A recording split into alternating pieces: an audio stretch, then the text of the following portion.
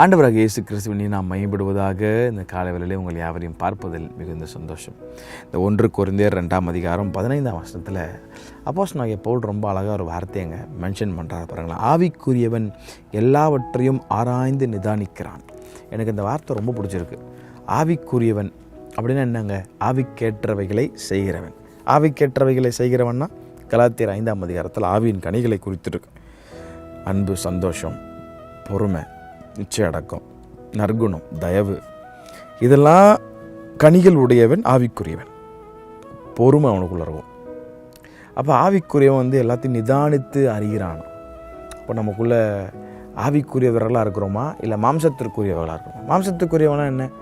மாம்சத்திற்காரையெல்லாம் செய்கிறது, கோபம், வெறி, கொலைகள், பொறாமைகள், விபச்சாரம், வேசித்தனம், இப்படிப்பட்ட அசுத்த எண்ணங்கள் 2 விதமாக நம்மளை கேட்டகரி பண்ணி பிரிகிறார் ஆண்டவர். ஆவிக்குரியவர்களாக நம்ம இருக்கணும்னு கர்த்தர் விரும்புகிறார்.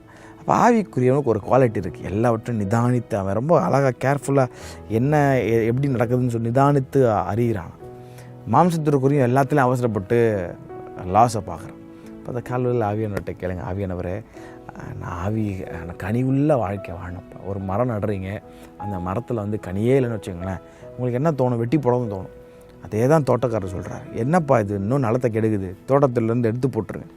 அப்போ இயேசு கிறிஸ்து சொல்கிறாரு, இல்லை ஆண்டவர், இது இந்த வருஷமும் கனி கொடுக்கும், நான் அதை பராமரிக்கிறேன். எத்தனையோ வருஷம் நமக்கு சான்ஸ் கொடுத்துட்ருக்கிறார். சரி, இயேசு கிறிஸ்து வாழ்க்கையில் அவனை எதிர்பார்க்குறாரு கனி உள்ள ஜீவியம்.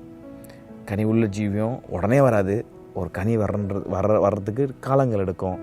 ஆனால் அதை ஆவியானவரோடு நீங்கள் இறந்தீங்கன்னா அழகாக கனி கொடுக்குற மரமாக கர்த்தர் உங்களை மாற்றுவார். கர்த்தர் தாமே எங்களை அவரையும் ஆசீர்வதிப்பாராக. ஆமென்.